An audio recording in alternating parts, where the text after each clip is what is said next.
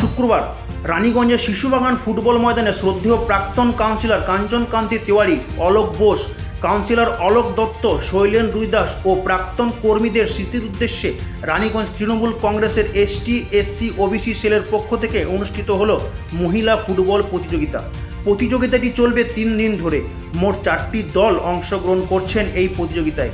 সিয়ারসল sports and culture association, পোড়া school, DNA, Padmabati, Kajora ও রানীশাহের ফুটবল ক্লাব।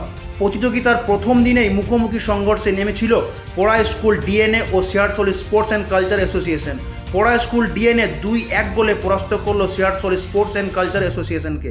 প্রাক্তন কাউন্সিলর ও প্রাক্তন তৃণমূল কর্মীদের স্মৃতির উদ্দেশ্যে ফুটবল প্রতিযোগিতায় অতিথি বর্গরূপে উপস্থিত ছিলেন রানীগঞ্জ বিধানসভার বিধায়ক তাপস ব্যানার্জি মহাশয়, রানীগঞ্জ টাউন প্রেসিডেন্ট রূপেশ যাদব, রানীগঞ্জ বোরো 2-এর চেয়ারপারসন মুজাম্মিল হোসেন শাহজাদা ও উপস্থিত ছিলেন কুনুস্তরিয়া কলিয়ারি জিএম। এদিন শিশুবাগান ফুটবল ময়দানে মহিলা ফুটবল খেলা দেখার জন্য মাঠে ভিড় জমেছিল চোখে পড়ার মতো। খেলা পরিচালনা করার দায়িত্বে ছিলেন রানীগঞ্জ রেফারি অ্যাসোসিয়েশনের জাজেরা। সত্যি খুব অদ্ভুত খেলা দেখলাম।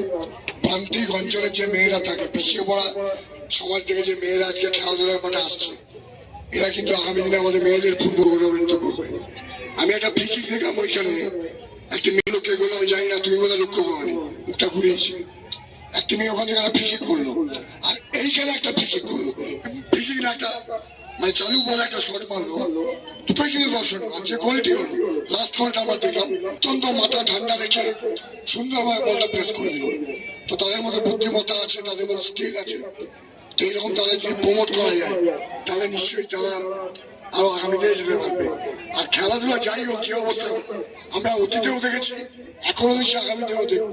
নিজের উদ্যোগে কিছু সহায়তায় মানুষের সহযোগিতা নিয়ে খেলাধুলাটা এগিয়ে চলে। ব্যুরো রিপোর্ট, খবর বাংলা।